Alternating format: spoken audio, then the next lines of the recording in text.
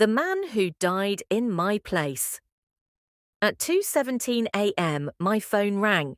The caller ID showed my own name. That alone was enough to make my blood turn cold. The number had been disconnected months ago. I watched it vibrate on the table, lighting up the dark room again and again, like it was breathing. I didn't answer. I couldn't. A message arrived instead. Open the door. You have 5 minutes. I stood frozen, staring at the screen. My apartment was silent except for the hum of the refrigerator and the distant sound of traffic outside. No footsteps, no knock, no voices, just that message. Then, without warning, the front door unlocked by itself. A soft mechanical click echoed through the hallway. Slowly, the door opened. A man stepped inside. He had my face. Same hair, same crooked nose, same scar on my right eyebrow from when I was 12. Even the way he stood was familiar, like he had borrowed my body. But his eyes were different.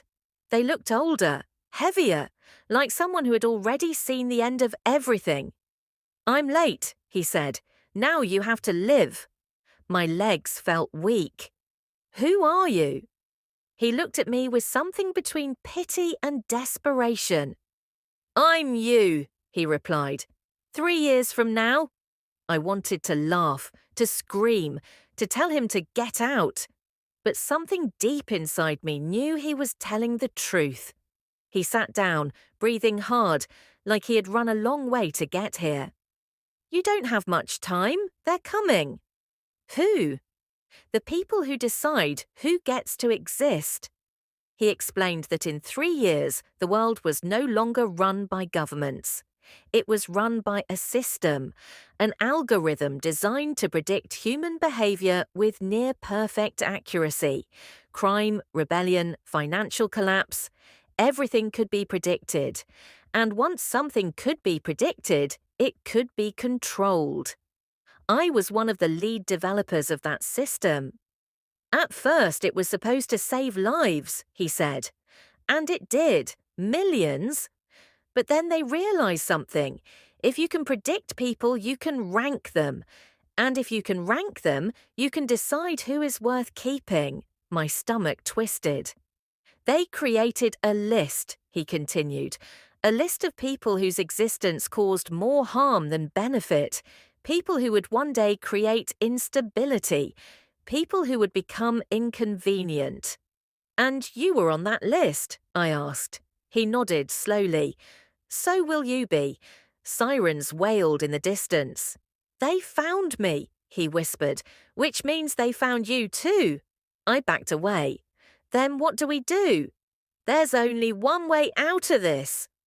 Footsteps echoed from the hallway outside, heavy, organized, the sound of people who knew exactly what they were doing. "There's only room for one of us," he said. The door exploded inward. Men in black armor stormed the apartment, guns raised. Their eyes moved from me to him, confused. 2 identical faces, 2 identical targets. "On the ground," one of them shouted. I looked at my future self. He met my eyes and gave a small, sad smile. "Now," he whispered. He shoved me toward the back door. I stumbled out into the night as gunshots filled the room behind me. I never saw his body, but I knew he was gone. 3 years passed. I disappeared, changed my name, left the country. But I couldn't escape who I was. I kept working, coding, building the same system he had warned me about. I told myself I would change it, fix it, but power always wins. One night, I accessed the deepest level of the system, the elimination list. At the top was my new name. Next to it was a date, today. My phone rang. The caller ID showed my old name. I finally understood. Some people don't escape their fate. They just decide who dies first.